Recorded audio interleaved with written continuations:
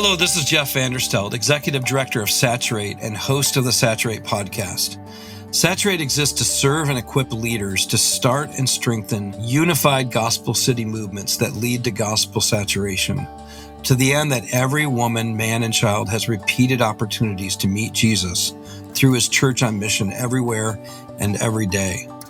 Now, we believe this is going to require, like Jesus prayed in John 17, that the church is united together in a region, that they're actually working together, collaborating around 5 key initiatives that we see the Apostle Paul work out. Luke captured these in Acts 13 and 14 with the starting of just praying, seeking the Lord, waiting on him. And we believe that in a city, we've got to be united around listening to God through prayer. So we have his direction, we have his word, we're following his leading. And then second, that we have got to be committed together in a region to make disciples who make disciples.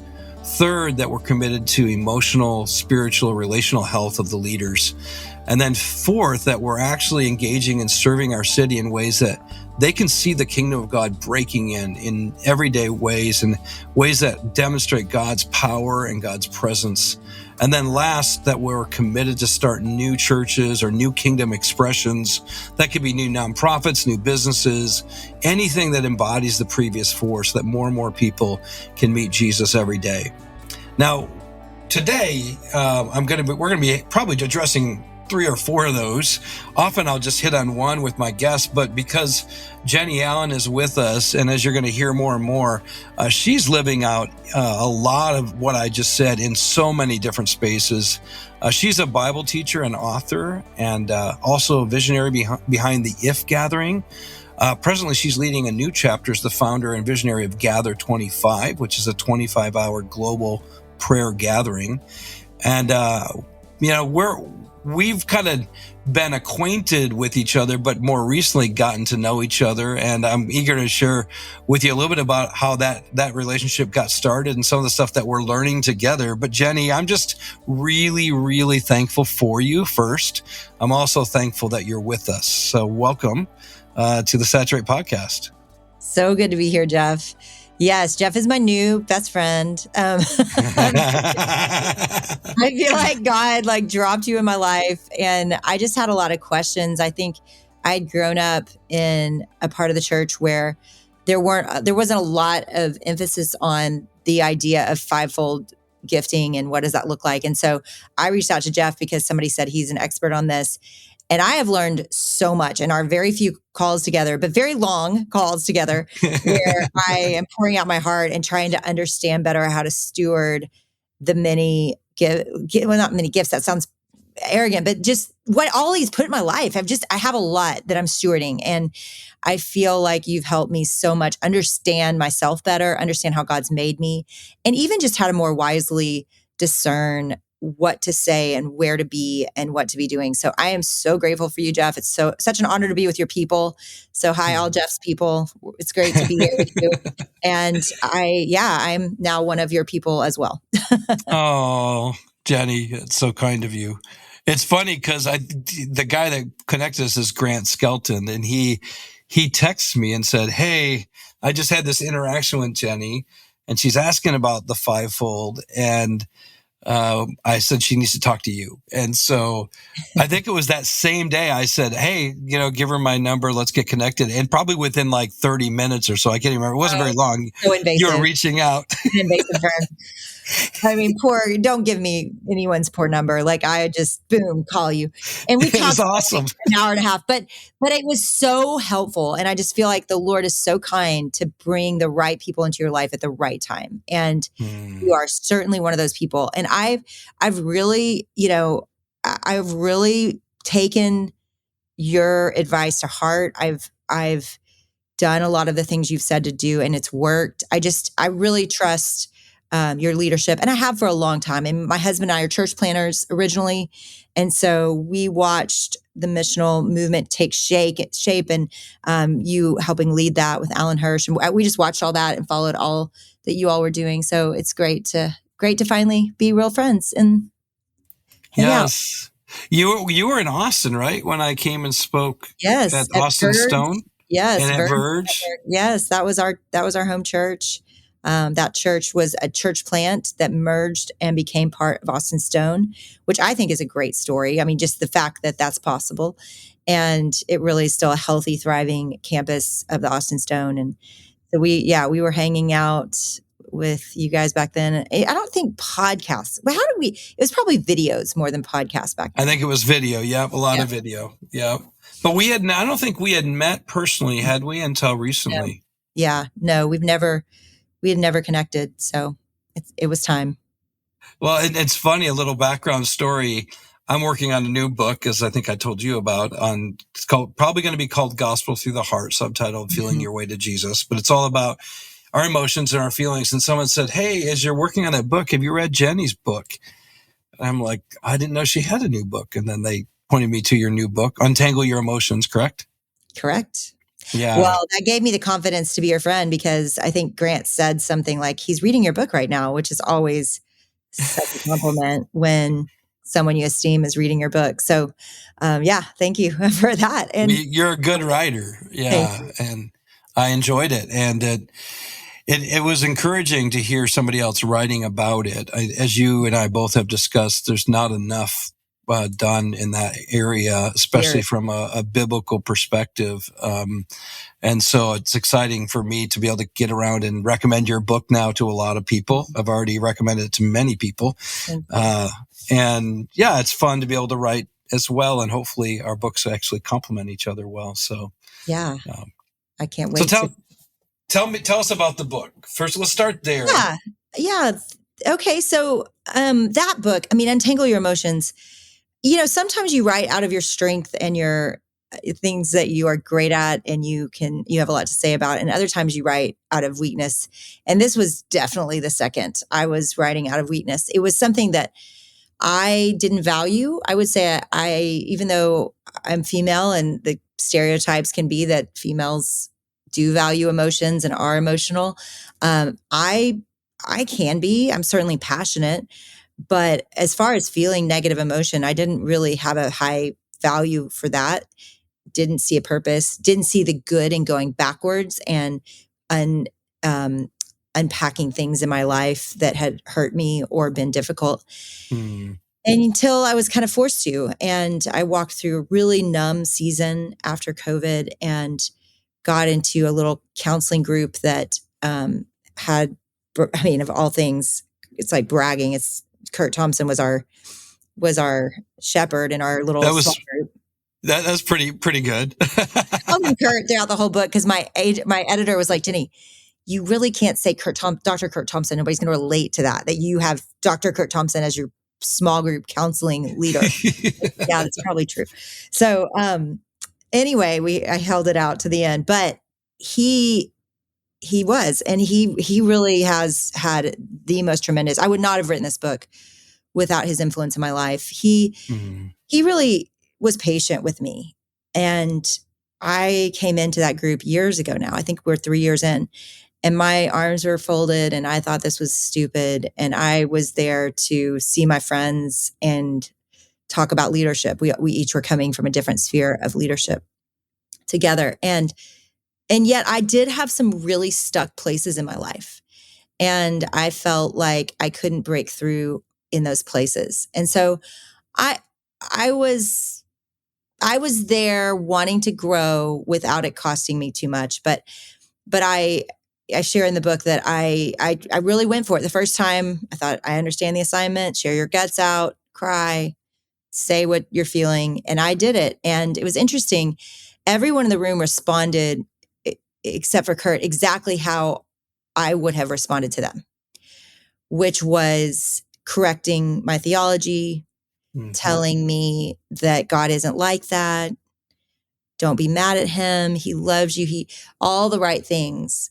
And I had just bled out and poured out and been brave enough to say I was a little bit mad at God at that point in my life. And I had felt a lot of frustration with him. And so that, I just remember feeling like coiling up, like I do not want to share anymore. I'm done. And thankfully, Kurt was in the room and said, hey, Jennie, like, how does it make you feel when they're responding to you this way? And I said, I hate it. I said, I feel judged. I feel protected. I regret that I shared all this. I feel angry. And I mean, my sweet friends in the room, I've been friends with most of them for over 10 years. Oh, they broke. I mean, they felt terrible, of course, as I would have. And it was such a moment for all of us because I think we'd all been going through life that way, where we just were fixing people's problems. And we are all teachers and theologians and writers. And we just go through life and we fix people. And that had been our mindset up until that moment. And I wouldn't have believed everything I wrote in that book unless it had happened to me. And in trying to fix me, I felt so misunderstood. And I think after that, I trusted Kurt more. I thought, okay. And I was, I said all that. And then they said back to me how they felt, which was just so sorry. I mean, basically. And, and after they said, I feel sad that you feel alone and that you feel misunderstood. I feel once they felt for me and in tenderness and empathy, I could breathe and my heart was able to feel safe again and I could show up. And so I just saw the magic. I mean, and I use that word on purpose. It really is truly magical to connect with people over the deepest parts of your soul in an emotional way. And I was slow to believe that. I didn't, even though the Bible, since I've done all the work biblically and I'm like, oh my gosh, it's all over the Bible. Yes, it's everywhere. Mourn with those who mourn. Blessed are those who are brokenhearted. You've got Jesus crying with Mary, even though he knows and has already said he's about to heal Lazarus. Like he stops and cries. He lets Martha get mad at him. He felt so strongly. He wrestled with God. He was angry, at times and showed it. He was even fearful in the garden. That's right. So I just missed it. And I thought I had gotten the message from the church that emotions were dangerous, that emotions were sinful, honestly. Like somewhere I got that emotions and that being joyful and full of faith was to be, strong, at peace, resolute, do the right thing and be grateful. That's kind of like what I pictured it. And I know if you would have really asked me, are emotions sinful? I don't know what I would have said back then. I think I would have said they could be, or depends. I probably would have said something like that. Yeah. And now I was bold enough in the book and there wasn't enough theological commentary for me to even reference. So that's on the 2,000 years of the church there. So good for you for working on it with me. To even for sure say this, but I saw too much evidence of God the Father, God the Son, and God the Holy Spirit feeling emotion to ever say they are sinful. Yeah. I would say what Scripture says is, in your anger, do not sin, and that anger can lead to sin, but that the feeling itself is not a sin. I went as far as to say that, and you and I could probably get in a little debate about it if you disagree, but because I don't know, and it was a risk, but I just think about his kindness to our struggle and to our weakness and our feeling, and where it becomes a sin is in our thought life. There's no doubt. It can become a sin in our bitterness that takes root. I mean, surely like jealousy, envy, those are sometimes considered emotions, but just the simple sadness, fear, anger, joy, largely that's not what's getting called a sin. Yeah. I won't argue with you because I don't believe they're sinful either. I think they're gifts. Yeah. They're gifts. Yeah. They're indicators of what we need, or relationally how we need each other. And that's why I think Jesus, as you said, Jesus felt them all, but was without sin. It's why he can be a high priest who can sympathize with us, because he's been tested like us in every way and had feelings about it. Yeah. And therefore that word sympathy, there's a lot of, depending who you talk to, the origin of the word that I've found is that it means that you can feel with someone what they're feeling while they're feeling Yes. it. Yes. And he Which could you do saw that. him do over and over again. Exactly. You saw him Over and over almost with again. everybody he met. Yes. Yes. He was just right present with them. The woman at the well, the people he healed, the people he fed. I mean, he felt what they felt and met their Yeah. need. It's really beautiful. It's a whole new Yes. way of viewing the Bible, a whole new way of viewing God. It Yep. really has changed me. Yeah. Yeah. Me too. Yeah. I've been in my journey for about 4.5 years of similar work. Yeah. So, yeah. I just love that it's one of your values. It's so rarely mentioned in the church. Yeah. I think that had made me really sad. So it's really encouraging to hear you even put it in the top 5 of how we redeem gospel work in the cities, because it really is, it's true. I mean, you think about how emotional unhealth is destroying relationships, It's our absolutely. witness. Yep. Yeah. That's why it's in there for me, because my journey has taken me through so many places of brokenness and what it's done to undermine the witness of the church and the unity of the church. I mean, so many things. I mean, it's just been so broken. So if we don't take Yeah. care of it, I mean, even Paul went back on his journeys and he went back and strengthened all the churches. So he didn't just, get them to come to faith in Jesus and begin their journey. He went back and said, I want to make sure you're getting healthy and strong. He says to Timothy, keep a close watch on your life and your teaching. In so doing, you'll save both yourself and your hearers. So it was pretty important to him to make sure people are getting healthy. So Yeah. Yeah, I love that. And I hope that this is a reclaimed value in the church.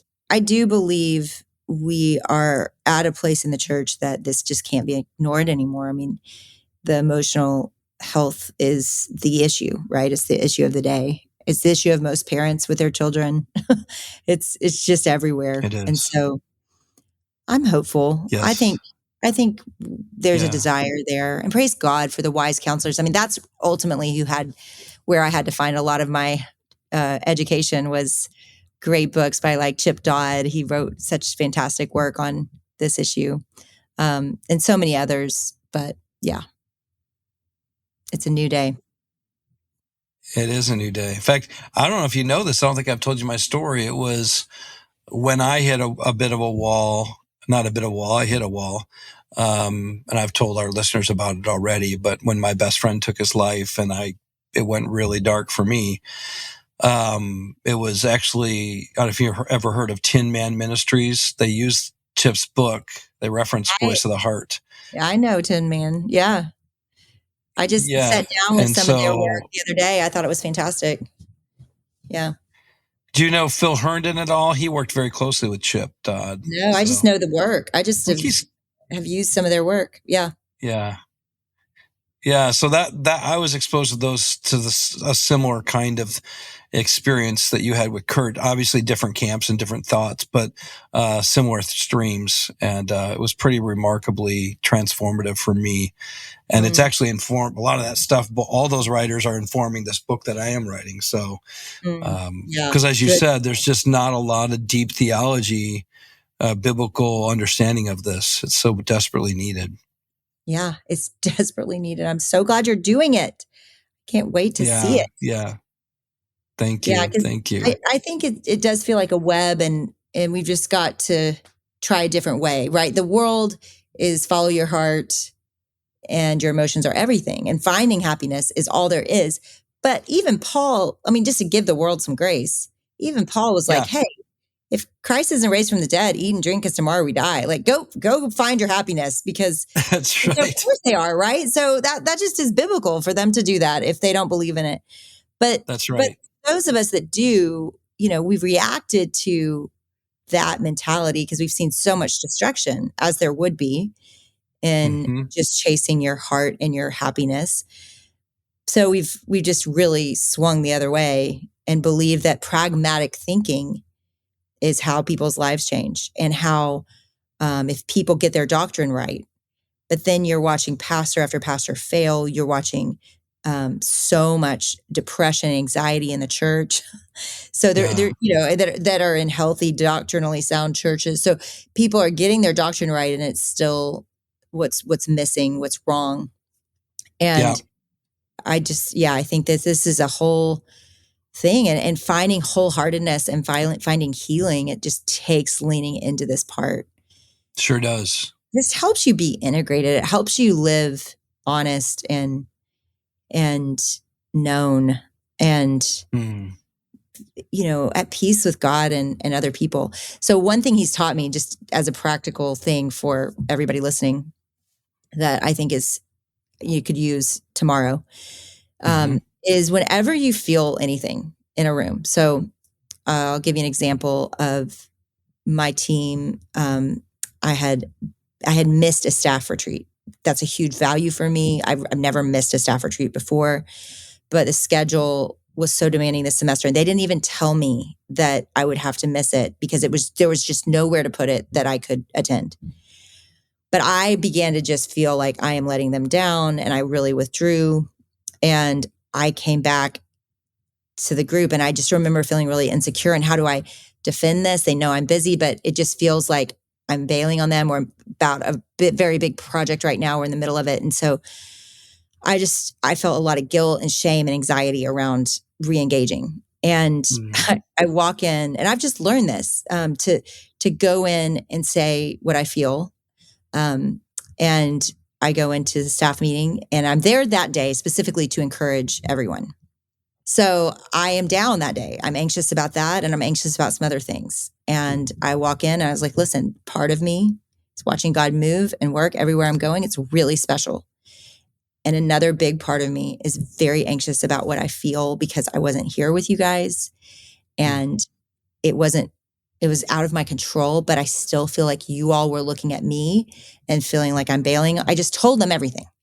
And I said, and part of me is just coming in discouraged. I'm supposed to encourage you, and I'm just discouraged.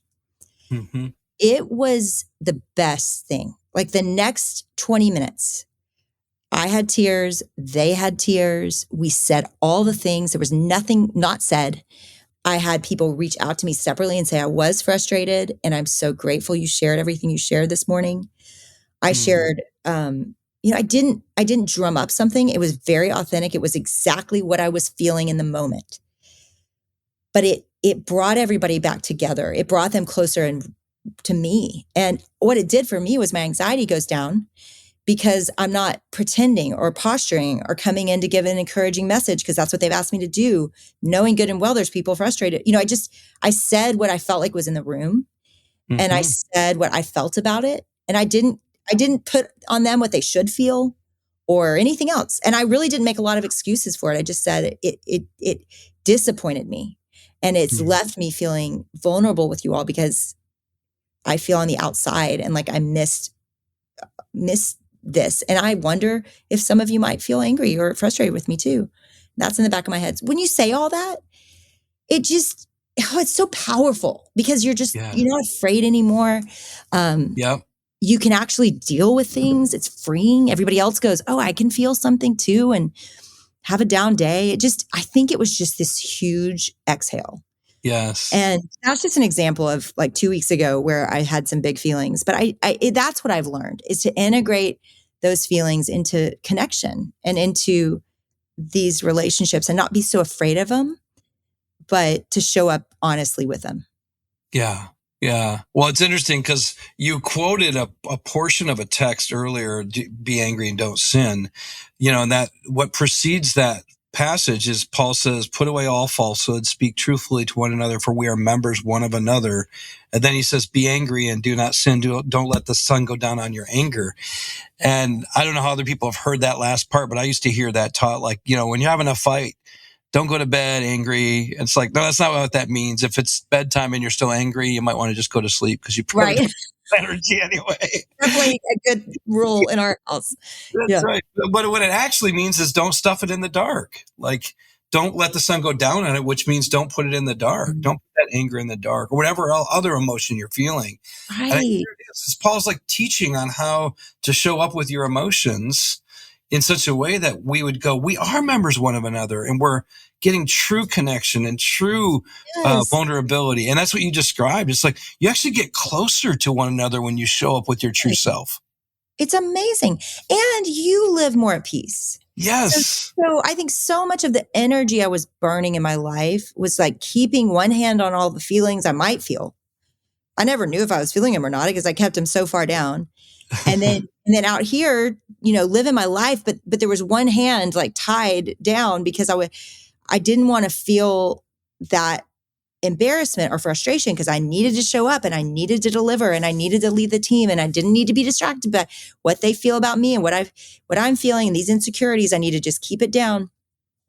And I just think that's such a joke. And where I feel now is like, this is the best discipleship I got, guys. Like I said, Yeah. you want to know like what I see this as my greatest contribution to you. It's that when you're in your 40s and you walk through a season of disillusionment or doubt or discouragement, that's possible while staying married, being joyful, having a relationship with God still, even if you're angry. That to me, that is a better discipleship than whatever I do with giving you a good little devotional about something I'm learning. Yes, absolutely. Well, and it's all through the Psalms. Like, it's all there. It's all there. How have we missed it? I know. He was a mess. I tell people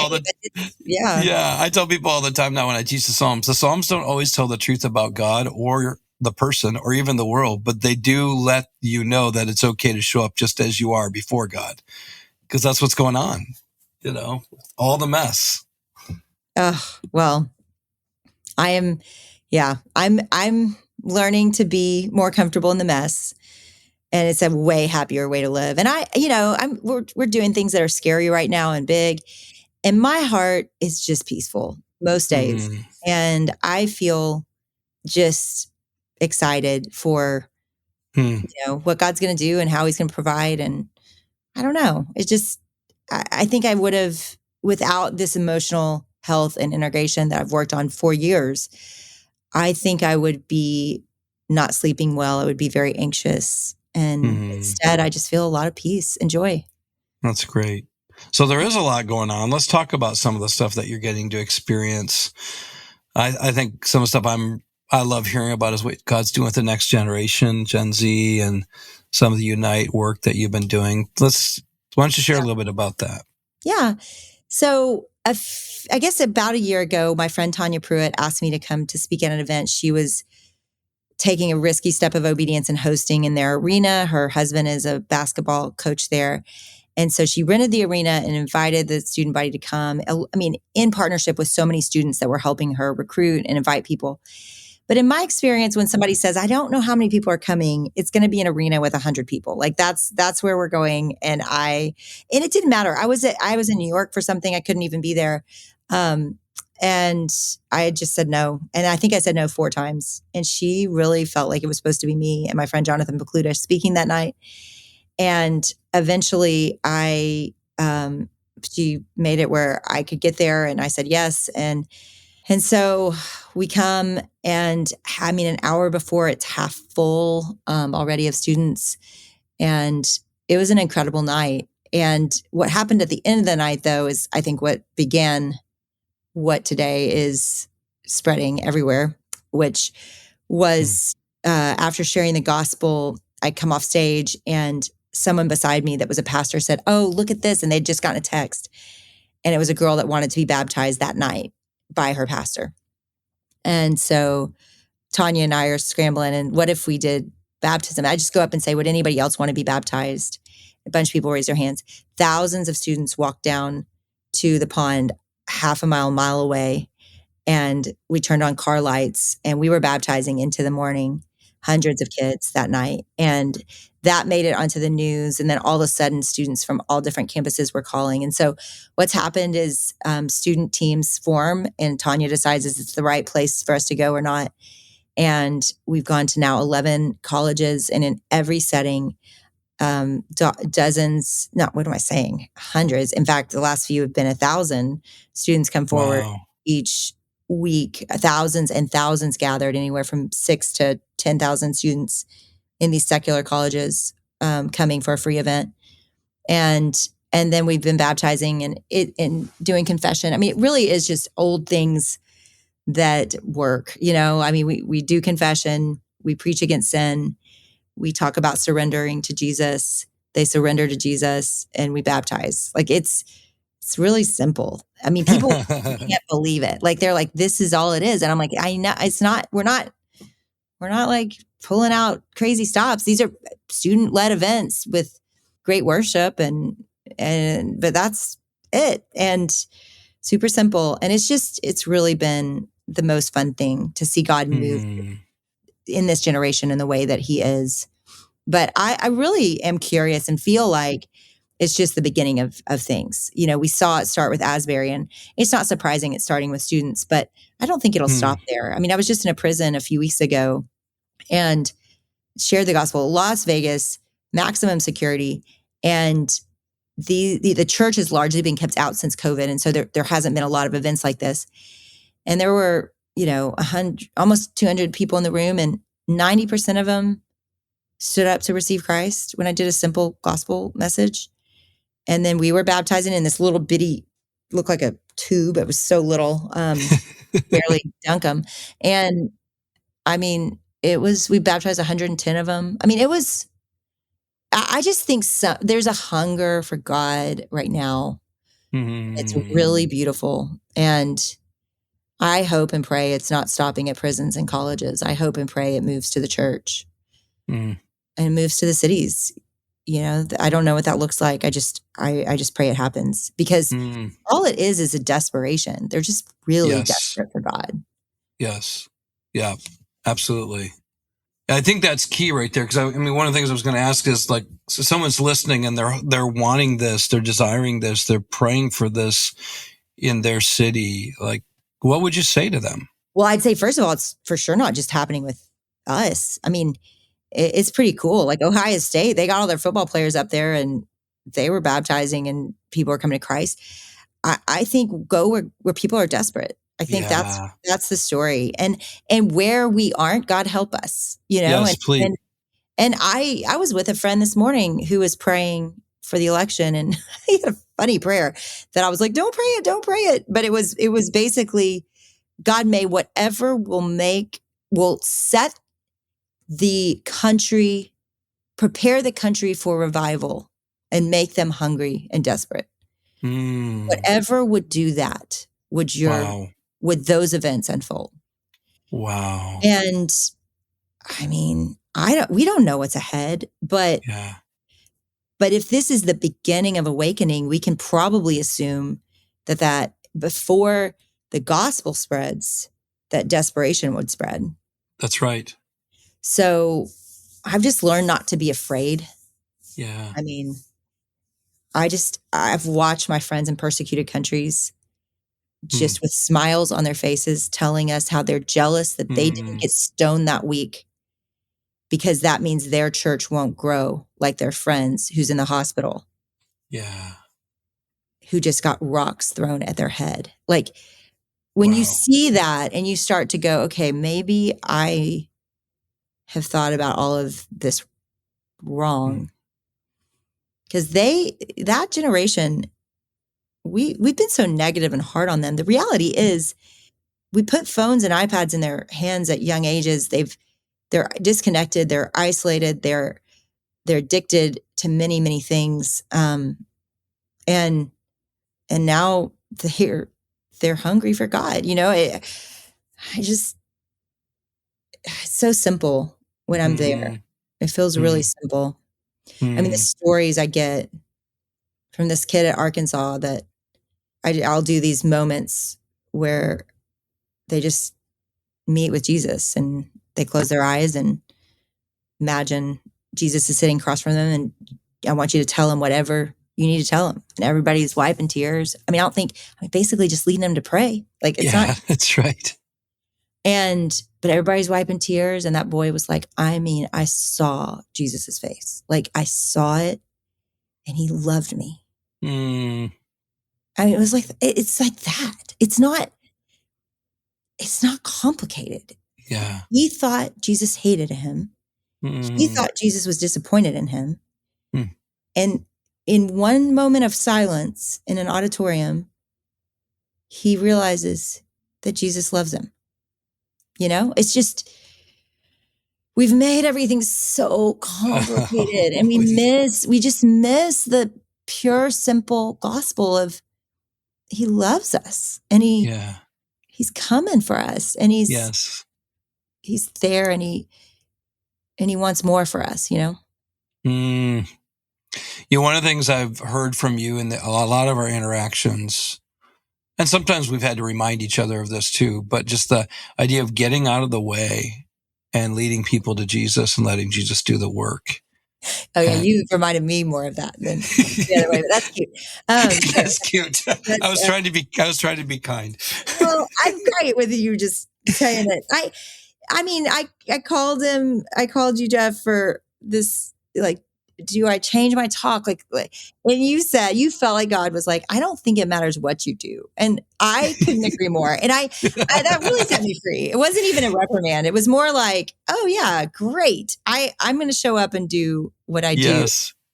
And that set me free this semester. Because the thing with it depending on us is you get the credit and that feels good for a minute. Yeah.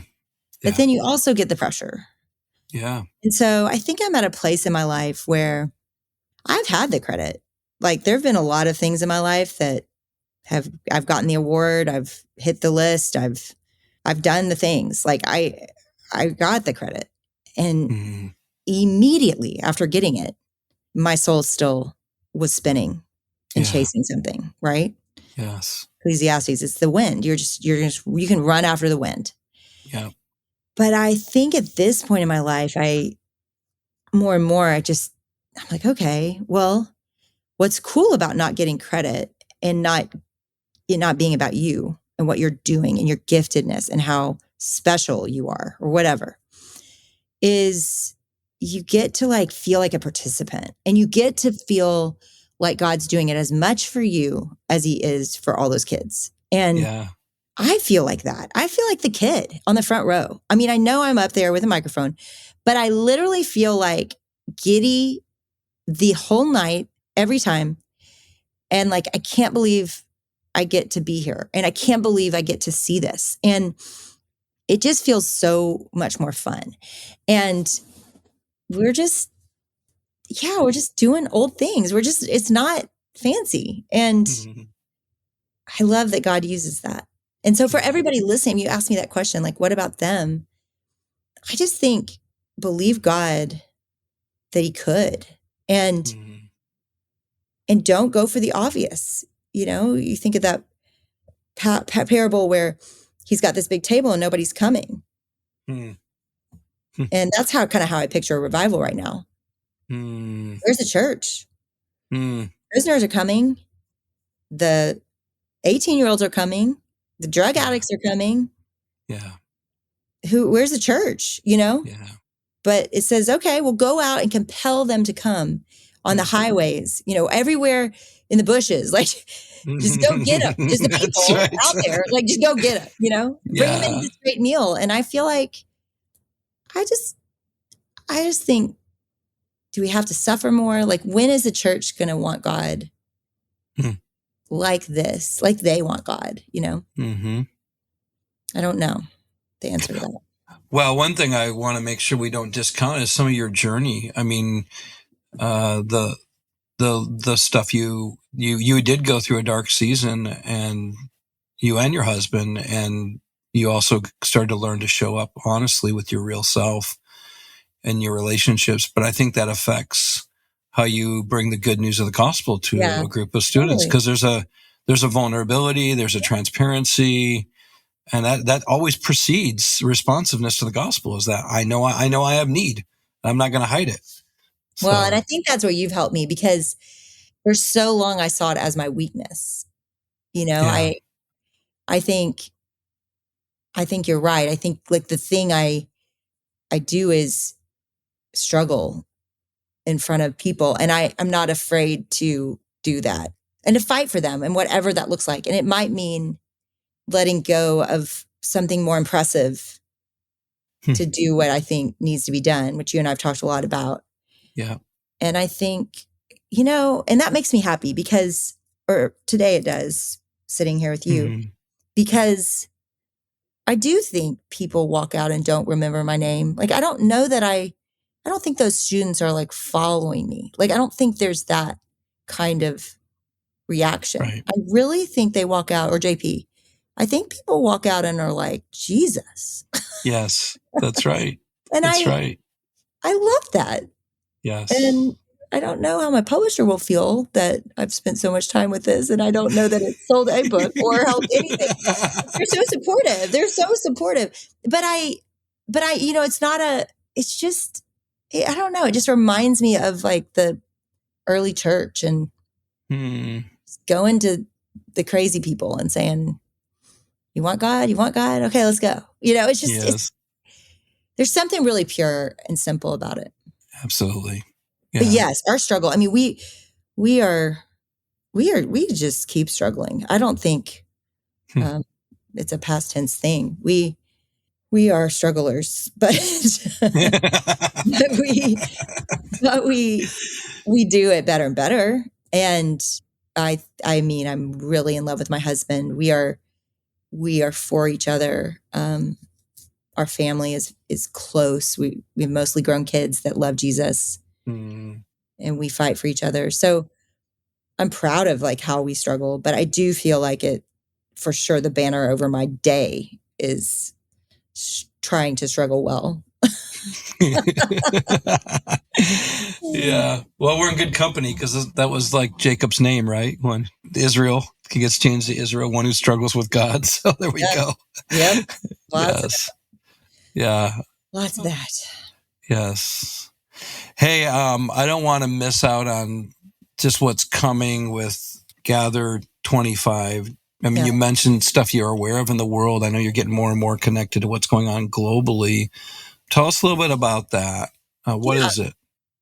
Yeah. So on March 1st, 2025, for the first time, we're inviting the entire global church to come together for 25 hours. And yes, we're going to pray, but we're also going to worship, and we're also going to repent and commission those that say they love Jesus to reach those that don't. And there's 2.5 billion people on Google that say they love Jesus. I don't know how they get that number, but that's what they say. And if we bring together those that say they love Jesus to reach the 5.5 billion that do not, that is the dream. And so for one day, we're going to go live from every continent. We're going to we're actually hosting 7 events around the world, from Rwanda to Peru to Cluj, Romania to London.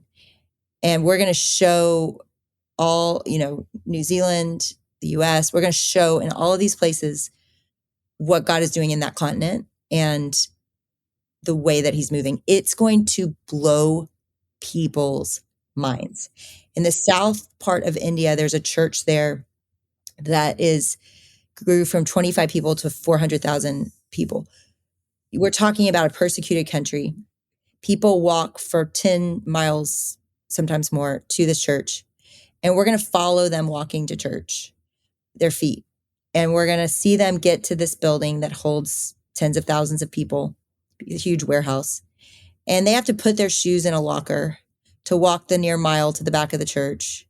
And we're just going to follow their feet to this church in a persecuted country that is 400,000 people.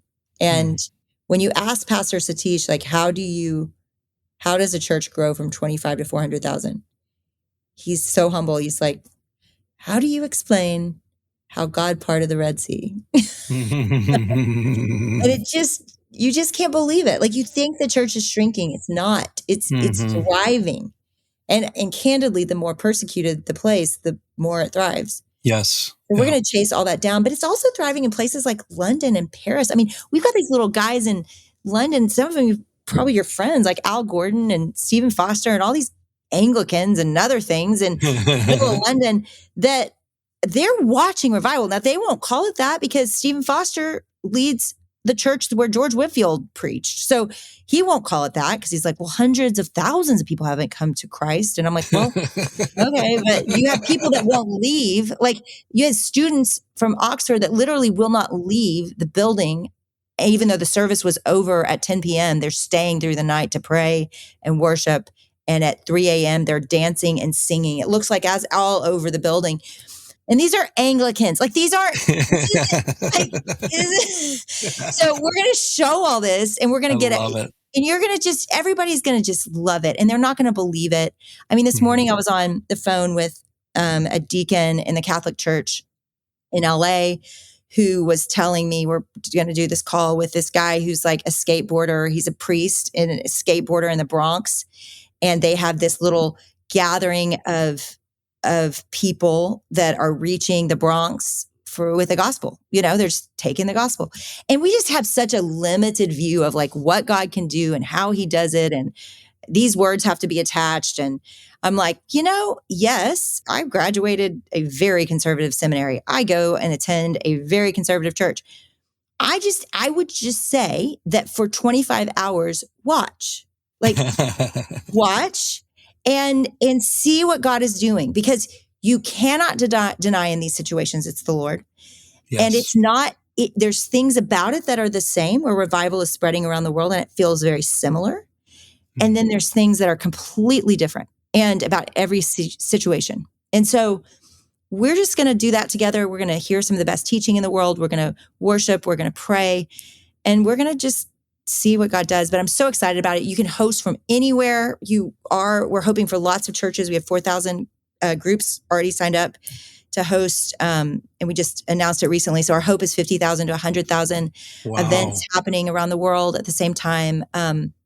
You can kind of pick your schedule, but you can go to gather25.com and just sign up. And even if you're not sure who you're going to host, just go ahead and sign up, because we're going to hold your hand and send you everything you need to know what to do. But it's the model we've been working with If Gathering with women for years. And this is really going to move to more of the entire church, men, women, children. We have more African groups right now signed up than American groups, which I think is...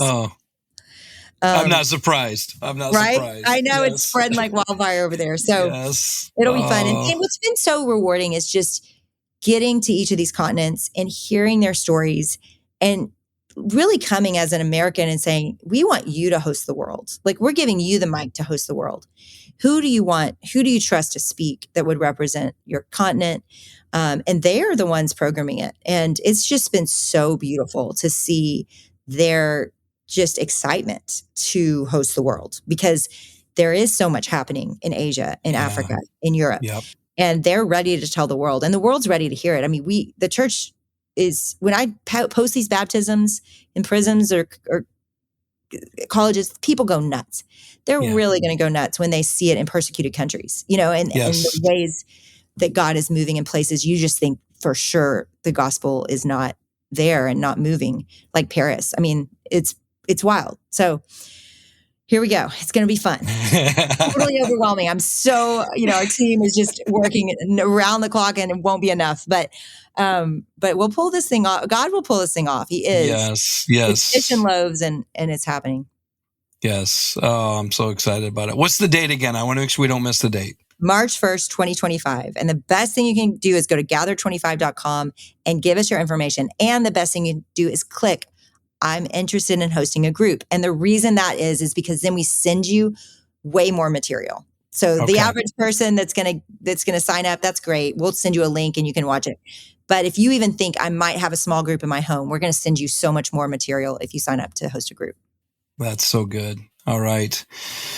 Jennie, I'm going to have you on again, because I want to hear more about what happens from between now and then maybe after that. We'd love to have you share more. Yeah. Well, Jeff, I'm just grateful for your voice in my life. I do believe God brought you into my life in this season to help me be a better leader and steward of everything I'm stewarding. So thank you for that. And I feel really indebted to you for just the time you've already invested in my life. So thank you.